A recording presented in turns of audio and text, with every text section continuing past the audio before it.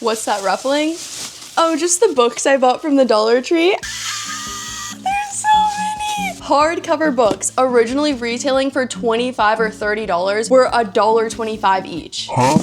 I love this life. I freaking love the Dollar Tree, like genuinely love. So here's the thing. I had the idea to go to the Dollar Tree to look for books, thinking I'd maybe find one or two, but they had a full shelf. I kid you not, like 30 different books. There were so many books that the only logical conclusion I can come to is that nobody in my hometown reads. Because how did I find so many books? Bro. And like good books. Like these are like high quality, like brand new books. I'm so confused. I was literally book shopping for like 30 minutes to an hour, I kid you not, because I wanted to read the synopsis of every book because I didn't just want to judge them by their covers, although there were plenty of beautiful covers. Like, are you kidding? Are we actually kidding? Are we actually kidding? I'm so excited. So I ended up finding 13 new books to add to my TBR. Oh my God, look how beautiful. 7 paperbacks and 6 hardcovers. What are we talking about? This only cost me like $16. Are you actually joking? Like that's the price of one book at Barnes & Noble. So yes, it's absolutely excessive, but I've never bought books for myself because I could never justify the price. But $1, you would do it too for a check. So we're gonna go through every single one of these books to see if maybe you wanna stop by your Dollar Tree to pick one up.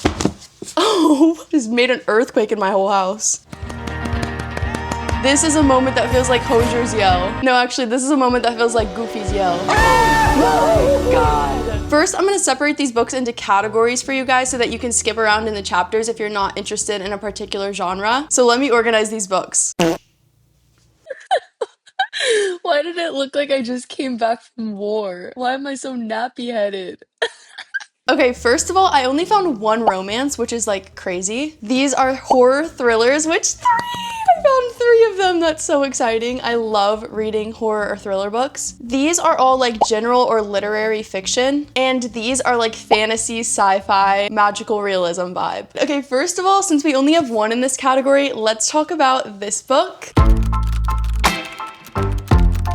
This is The Honeymoon Inn by Carolyn Brown. So basically this book is about a girl named Pearl who inherits her great aunt's old roadside motel. And it's here where she meets Will Marshall, who's a cowboy coming into town because he needs a place to stay because it's storming outside. So obviously things are gonna happen and I'm so excited. But what's a cowboy to do when the police come knocking on his door suspecting him of murder?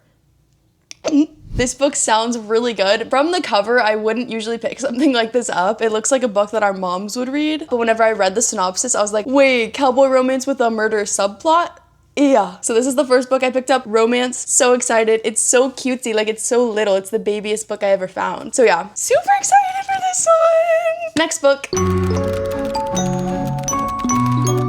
Oh my God, I'm so excited to read these. This is Such a Pretty Smile by Christy DeMeester. I don't know about this author, so I don't know how to pronounce her name. Let's read the synopsis. He's known as the Cur, and he leaves no trace, except for the victims he viciously slays every 15 years. Young women who refuse to conform and don't know when to shut up. Wait, is this a fucking play about us? 2019, 13-year-old Lila Sawyer has secrets that she can't share with anyone. But when young women around her begin dying, wild speculation ensues. Soon, Lila feels haunted from within, terrorized by a delicious evil that shows her how to find her voice until she's in danger for using it. 2004, Caroline Sawyer sees dogs everywhere that no one else seems to notice. As these snarling, teeth-bared delusions begin to take shape in the sculpture she makes in a trance-like state. What the hell? Her fiancé is convinced she needs help from a professional, but Caroline's past is a dark cellar filled with repressed memories and a lurking horror that others around her can't understand. As past and present demons converge, Caroline and Lila must chase the source of this unrelenting power to its core, either to obliterate it or lose themselves forever. Such a Pretty Smile will make you want to stand up and rage at everyone who ever told you to shut up and smile pretty. Okay, girl boss. This sounds pretty interesting. It's just kind of weird. Let me know what you guys think about this one. I'm seriously so excited. Like, this is so fun for me.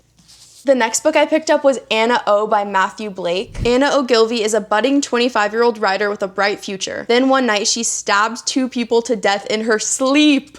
Okay. Anna, now dubbed Sleeping Beauty by the tabloids, that's actually crazy, has a rare psychosomatic disorder known as resignation syndrome. Dr. Benedict Prince is a forensic psychologist and an expert in the field of sleep-related homicides. To solve the case, he must wake up Anna so she can stand trial, but he has to be careful. Only Anna knows the truth about that night, and only Benedict knows how to discover it. But what they find out might put them both in grave danger. Doesn't that sound so interesting? Like, she killed people in her sleep. Are we not clocking that? What's not clocking to you? Like, genuinely, this might be the first book I pick up. I need a good thriller. Hopefully this one's good. Next book. Beneath the Stairs by Jennifer Fawcett. Fawcett? I don't know. This is another thriller book. Few in sleepy Sumner Mills have stumbled across the Octagon House hidden deep in the woods.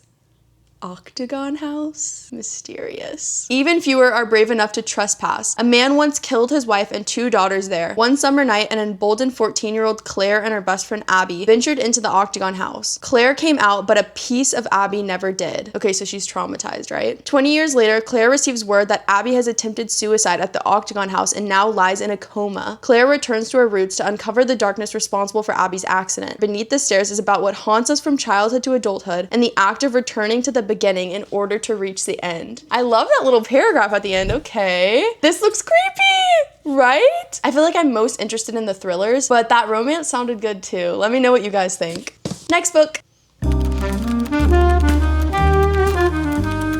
Members Only by Samir Pandya. I hope I'm saying that right, I'm sorry. Raj Bhatt is often unsure where he belongs. Having moved to America from Bombay as a child, he knew few Indian kids. Now middle-aged, he lives mostly happy in California with a job at a university. Still, his white wife fits in better than he does, especially at their tennis club, a place he cautiously loves. It's there that, in 1 week, his life unravels. It begins at a meeting for potential new members. Raj is thrilled to find an African-American couple on the list. He dreams of a more diverse club, but in an effort to connect, he makes a racist joke. The committee turns on him no matter the years of prejudice he's put up with. Worse still, he soon finds his job is in jeopardy after a group of students report him as a reversed racist, thanks to his alleged anti-Western bias. Members Only explores what membership and belonging mean as Raj navigates the complicated space between Black and white America. I feel like this is going to be really interesting, and there's definitely room for a lot of heavy commentary, and I'm really curious how the author is going to explore this. So yeah, I thought this one sounded cool, and I liked the simplicity of the cover. This one is like pixelated or something, like the graphic designer didn't send a large-scale image to be printed on this book, but I still thought it was cute. Next book.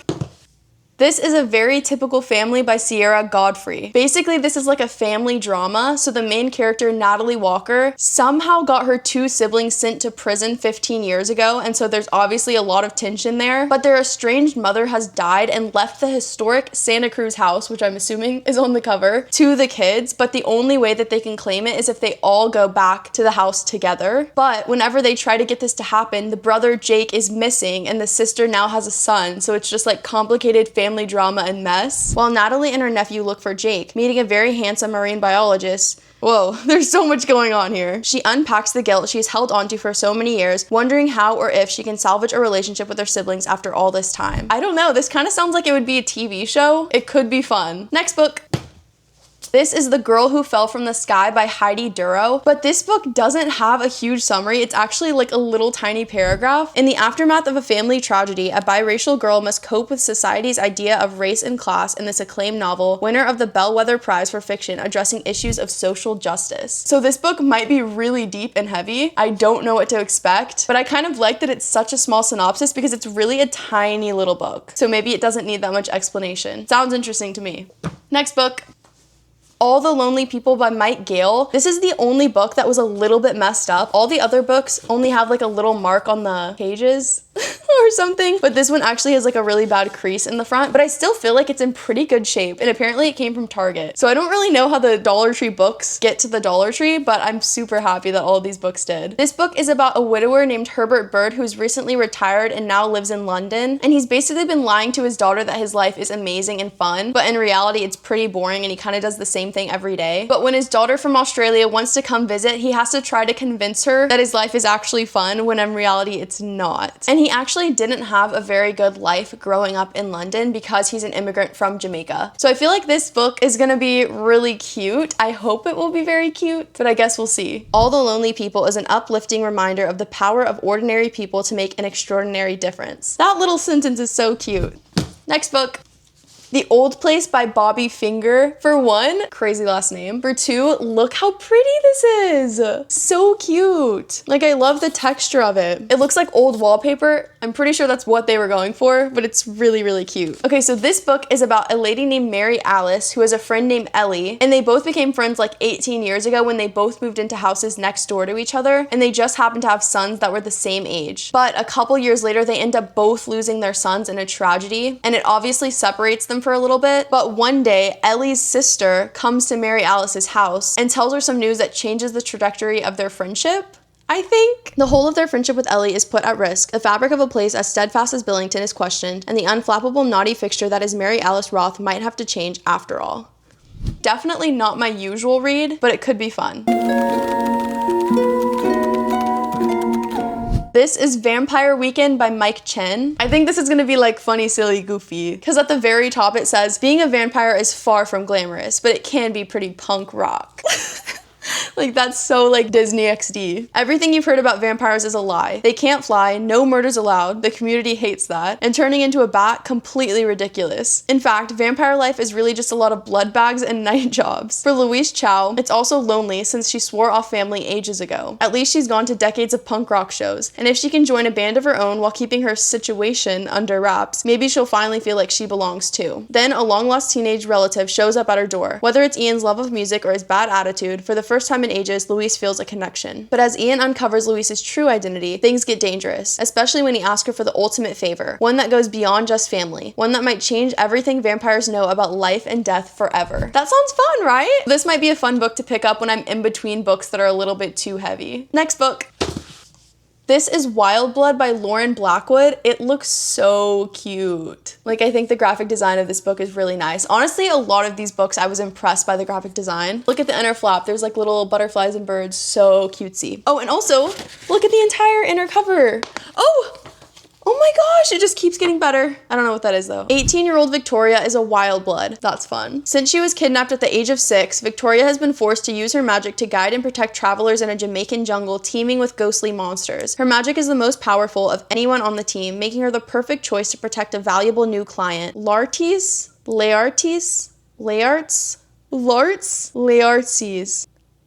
I don't know.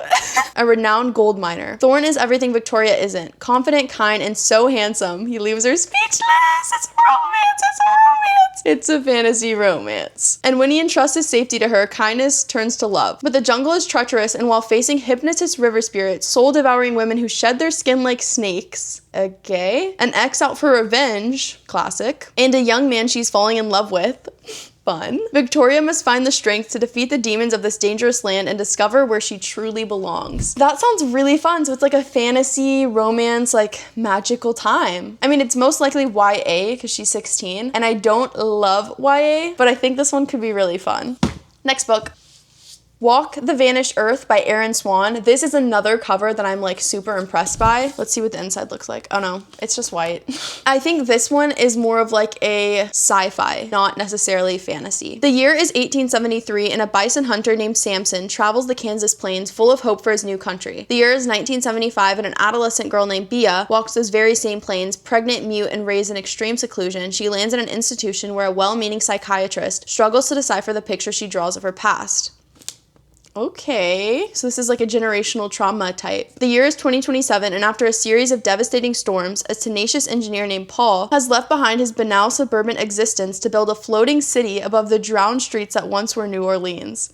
Okay. There with his poet daughter, he rules over a society of dreamers and vagabonds who salvage vintage dresses, ferment rock gut wine from fruit, paint murals on the ceiling of the Superdome, and try to write the story of their existence. Okay. The year is 2073, and Moon has only heard stories of the blue planet Earth, as they once called it. Now that Moon has come of age, she could be a mother if she wanted to, if only she understood what a mother is. Alone on Mars with her 2 alien uncles. What's going on? She must decide whether to continue her family line and repopulate humanity on another with her uncles? What's going on? A sweeping family epic told over 7 generations as America changes and so does its dream. Walk the Vantage Earth explores ancestry, legacy, bye. It says literally like continues on the next flap.